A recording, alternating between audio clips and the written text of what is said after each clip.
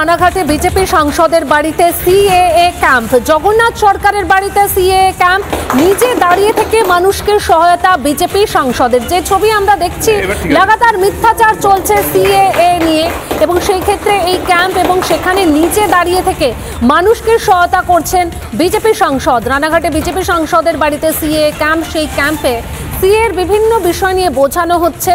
জগন্নাথ সরকারের বাড়িতে বসেছে সিএ ক্যাম্প, নিজে দাঁড়িয়ে থেকে মানুষকে সহায়তা করছেন বিজেপি সাংসদ। তিনি ঠিক কি বলছেন একবার শোনাই আপনাদের।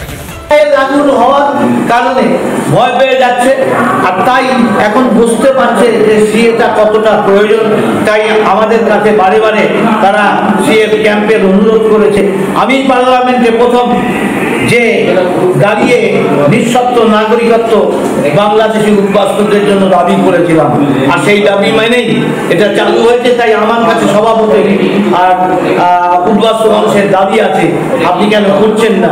বিভিন্ন জায়গায় হচ্ছে, তাই আমি এটা নতুন করে আমার বাড়িতে আজকে থেকে অনুমোদন করি।